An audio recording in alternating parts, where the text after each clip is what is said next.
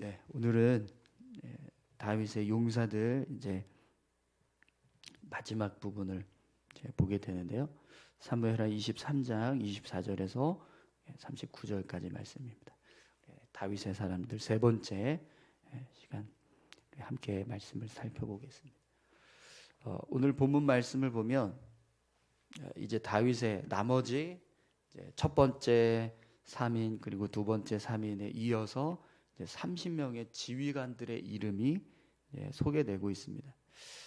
그런데 여러분 오늘 본문 24절을 보면 요압의 아우 아사헬은 30명 중에 하나요 이렇게 시작이 되거든요. 그래서 이제 30명의 용사들을 기록하는 모습을 우리가 보게 돼요. 그런데 오늘 본문 말씀을 보면 총 몇 명이 기록되는지 아세요? 31명이 기록됩니다. 30명의 용사를 기록한다고 되어 있는데 이름은 31명이 들어가 있어요. 왜 그럴까요? 오늘 본문 마지막 절을 보면 누가 포함이 되고 있죠? 우리아가 포함이 되고 있습니다. 39절입니다. 햇사람 우리아라 이상 총 수가 37명이었더라. 그래서 원래는 3명 그리고 30명 그래서 36명이 되어야 하는데 37명이 되고 있습니다. 그럼 30명의 지금 이 명단에서 한 명이 지금 추가가 되는 상황이 벌어졌잖아요. 왜 그랬을까요? 왜 우리아가 여기에 포함이 될까요? 사실 우리아는 이미 세상을 떠난 사람입니다. 그죠? 그렇기 때문에 이 명단에 들어가는 것은 뭔가 좀 어울리지 않는 모습이 될 수 있는데 그런데도 불구하고 지금 이 우리아라는 이름을 이 30명의 이 용사에 함께 포함을 하고 있다라는 거죠. 왜 오늘 이 본문은 이미 죽은 이 우리아를 같이 함께 포함시키고 있을까요? 지금 이 명단이 기록된 시기가 다윗의 말년이잖아요. 이제 다윗이 인생의 마무리를 하는 그런 단계에서 기록된 어떤 명단이기 때문에 지금 우리아가 이 명단에 속하는 것은 뭔가 맞지 않습니다. 그런데도 불구하고 오늘 본문에서 우리아를 이 명단에 포함시키고 있는데 여러분 그 이유를 우리가 좀 생각해 보면 지금 이 명단은요 그냥 단순하게 다윗의 군대 지휘관들이 누구였다 30명의 군대 지휘관이 누구다 이렇게 그들의 이름을 소개한다기보다 다윗이 그동안 동고동락하면서 이스라엘을 세우기 위해서 수많은 전쟁들을 치르고 또 적들을 물리쳤을 때 함께 동역했던 사람들의 이름이 지금 기록되고 있는 겁니다. 그렇기 때문에 사실은 이 30명의 이름 앞에서 3명 또 3명 이렇게 소개가 되었지만 총 이 37명 오늘 본문에 이제 37명이라고 되어 있는데요. 이 37명의 사람들은 그동안 다윗과 함께 했던 영웅들을 소개하고 있는 거예요. 단순하게 그냥 군 지휘관이 누구였다. 첫 번째 3인, 두 번째 3인이 누구다. 이게 아니라 이스라엘을 견고하게 세운 영웅들. 다윗과 함께 전쟁에 나가서 수많은 적들을 물리치고 승리한 주역들. 그들의 이름이 기록이 되는 겁니다. 그러다 보니까 그 이름 안에 누가 포함이 되는 거예요? 우리아도 포함이 되는 겁니다. 그럼 어떻게 해서 우리아가 이 명단에 포함이 되었는가? 우리아의 모습을 우리가 엿볼 수 있는 모습들이 있었죠. 우리아가 죽기 전에 다윗이 자기 죄를 감추기 위해서 우리아를 불렀습니다. 그래서 집으로 돌아가라고 그렇게 이야기를 했었죠. 근데 그때 우리아가 어떻게 하는가? 내 전쟁터에 나가서 싸우고 있는 내 동료들이 있는데 내가 어떻게 집에 가서 발을 뻗고 잘 수 있겠냐고. 안 된다고 그러면서 성에 남아서 같이 동료들하고 야영을 합니다. 또 다윗 왕이 지금 이 성에 있는데 군 지휘관으로서 왕을 보필해야 될 사람이 어떻게 왕을 지키지 않고 집에 돌아가서 편하게 쉴 수 있느냐. 그래서 아무리 다윗이 좀 집에 좀 가라 이렇게 막 등 떠미는데도 안 가고 그렇게 성에 남아서 계속 이렇게 잠을 자는 모습을 우리가 볼 수 있었습니다. 또 죽음 직전에도요, 우리아는 정말 열심히 전쟁터에 나가서 누구보다 앞장서서 전쟁을 치렀던 사람이라는 것을 알 수 있습니다. 그래서 결국에는 이제 너무 성에 가까이 가는 바람에 적들에 의해서 죽임을 당하는 그런 일이 있었죠. 그 모습들을 하나님께서 기억하셨다라는 거예요. 그렇게 충성스럽게 다윗에게 헌신하고 또 충성을 다했던 그런 훌륭한 이제 장수의 이름이 이제 빠질 수 없다 이거죠. 이미 죽었지만 그럼에도 불구하고 그런 영웅들의 이름 속에 우리아를 포함시켜 주고 계시는 거예요. 우리아는 비록 이미 죽은 세상을 떠나 있는 사람이었지만 그럼에도 불구하고 다윗의 30용사 안에 그 이름이 기록되는 그런 영광스러운 모습을 지금 이제 보여주게 되는 겁니다. 여러분, 우리가 이 모습을 통해서 알 수 있는 것은요, 우리가 이 땅에서 살아가는 어떤 삶의 모습들, 삶의 발자취들이 결국에는 이렇게 다 남게 된다는 걸 알 수 있습니다. 그래서 오늘 저와 여러분들의 삶이 하나님 앞에서 부끄럽지 않은 모습으로 기억될 수 있기를 소망합니다. 내가 이미 세상을 떠나서 죽음에 이르렀지만 그럼에도 불구하고 이 30명의 영웅들의 이름을 기록하고 있는 이 명단에 우리아를 하나님께서 포함시키셔서 그도 영웅이었었다라는 것을 알려주고 계시는 거예요. 그것처럼 우리의 삶이 하나님 앞에서 오늘 이 우리아와 같은 모습으로 기억될 수 있기를 소망합니다. 우리가 삶을 살아왔던 그런 믿음의 발자취들이 하나님 보실 때 그렇게 훌륭하게 인정받을 만큼, 영웅이 될 만큼 그런 모습으로 우리의 믿음의 삶을 살아가는 그런 귀한 삶이 될 수 있기를 축원합니다. 또 여러분, 오늘 이제 본문 말씀을 보게 되면 이 다윗이 군 지휘관들을 세우는데 이 30명의 이름들의 모습 속에 다 어느 사람, 어느 지역 사람, 누구의 사람, 뭐 이런 누구의 아들 이렇게 계속해서 앞에서 이제 소개하는 모습을 보게 돼요. 근데 이 용사들이 기용된 출신 지역을 지금 설명해 주는 거거든요. 그런데 그 지역을 보면 어떤 모습이죠? 이스라엘 지파 전체에서 다 이렇게 아우러서 두루두루 선발이 되고 있어요.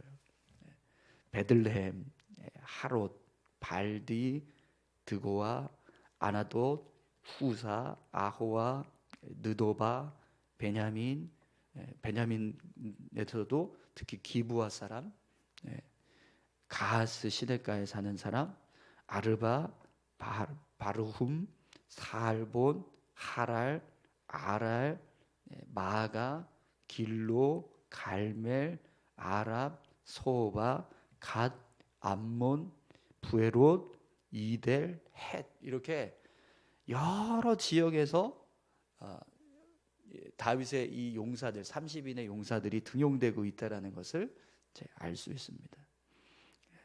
그래서 지금 다윗이 자신의 어떤 그런 지휘관들을, 일꾼들을 세우는 거잖아요. 근데 이 일꾼들을 세우는 모습을 이렇게 그냥 어느 한 지파에게 이렇게 딱 못을 받고 나는 유다 지파 사람이니까 나는 유다 지파 사람들하고만 일하겠다. 그래서 유다 지파 안에서만 등용하거나 뭐 그런 게 아니라 두루두루 어떤 개인적인 능력들을 평가해서 인재를 등용했다라는 사실을 알 수 있습니다. 어떤 학연이나 지연 이런 세상적인 기준들을 따져서 사람을 세우는 게 아니라 정말 오로지 얼마나 능력이 있는가, 얼마나 충성스러운가, 얼마나 열심히 헌신할 수 있는 사람인가 이런 모습들을 평가해서 군 지휘관으로 세웠다는 거예요. 근데 특히 여러분 오늘 본문에 보면 이 소바, 암몬, 헷 이 지역은요 이방 민족들이 살고 있는 지역입니다. 그러니까 이 사람들은 이방 사람들이었다라는 거예요. 그러니까 이스라엘 지파 12지파 안에 속해 있는 사람들이 아니라 다른 민족이었다라는 겁니다. 그런데도 불구하고 다윗이 그들을 자신의 지휘관으로 세웠다라는 건 정말 그냥 그들의 능력을 인정했다라는 거예요.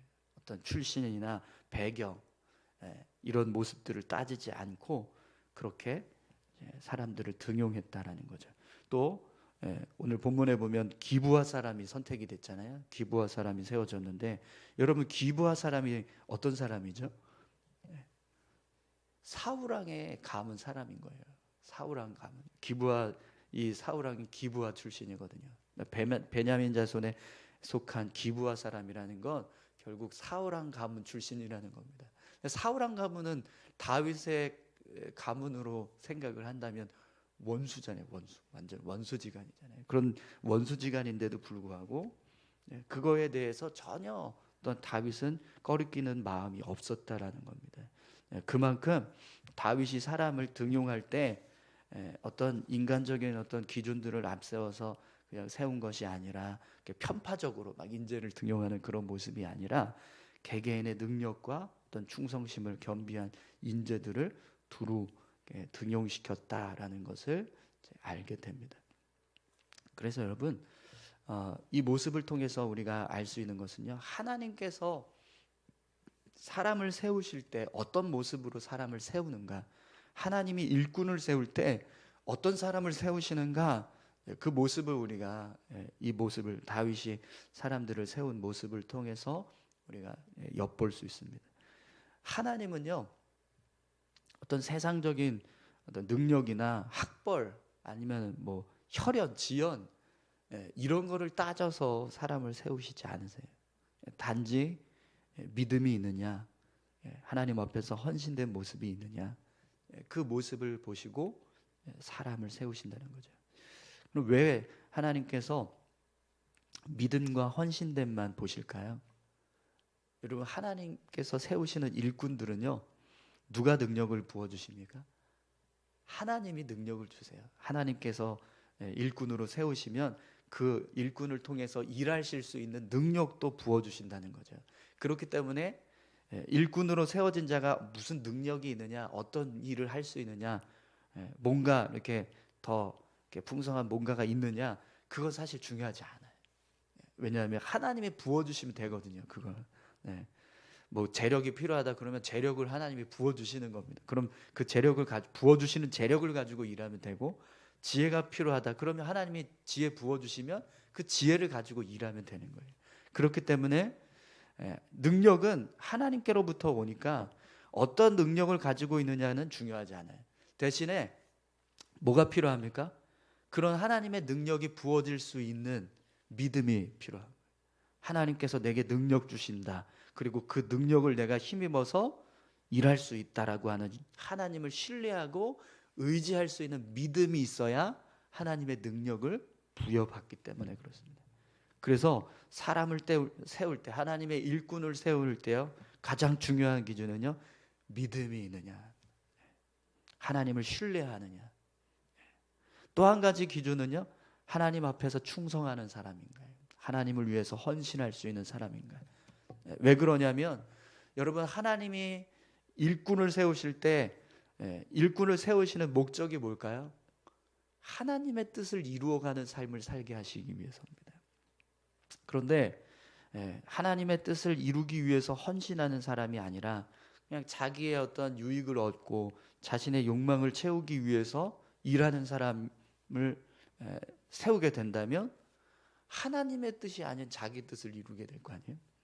그래서 하나님께서 일꾼을 세우실 때 가장 중요하게 보는 건요, 헌신된 마음이라는 겁니다. 얼마나 헌신하는가, 기쁨으로, 자원함으로 하나님 앞에 헌신할 수 있는 사람인가, 그걸 보신다는 거죠. 오늘 이 모습은 우리가 교회에서 일꾼을 세울 때도 똑같습니다. 교회의 일꾼은요, 하나님의 일꾼을 세우는 겁니다. 그렇기 때문에 가장 중요한 기준은 믿음과 헌신됨.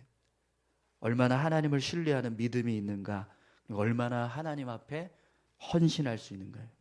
네. 여러분, 오늘 교회 안에서 우리가 일꾼들을 세울 때 이런 기준들을 가지고 일꾼들을 세울 수 있기를 소망합니다. 그런 일꾼들이 세워져야 하나님 앞에서 기쁨으로 교회의 일을 감당하고 또 하나님의 선한 뜻을 이루는 삶을 살 수 있습니다.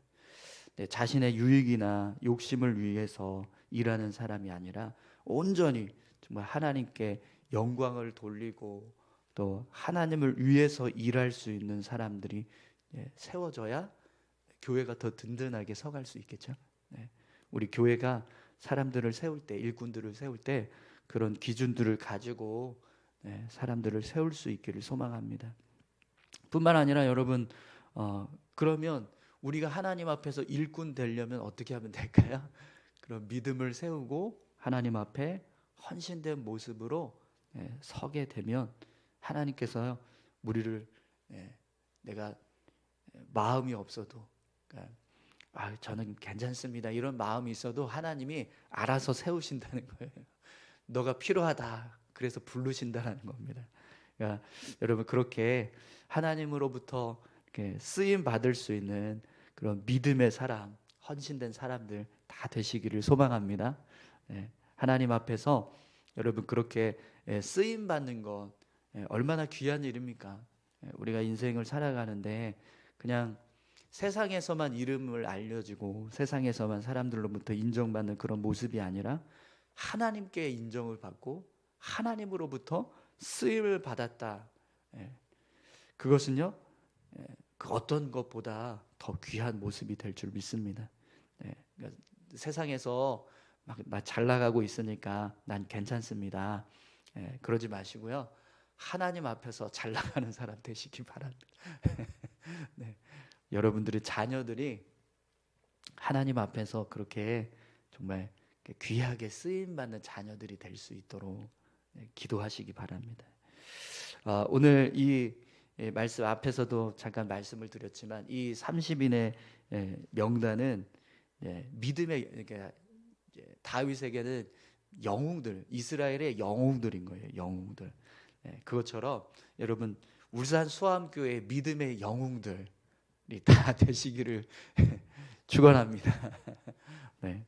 우리의 이름이 우리 그래도 울산 수암교회 이렇게 설 수 있었고 또 이런 수많은 사람들이 이곳에서 믿음의 삶을 살아갈 수 있었던 이유는 하나님의 은혜 때문이지만, 전부 하나님의 은혜 때문이지만, 그럼에도 불구하고 교회를 위해서 헌신했던 아무개 권사, 열심히 전도했던 아무개 집사, 이런 믿음의 영웅들의 모습들이 분명히 하나님 앞에서 기록되고 있을 거예요.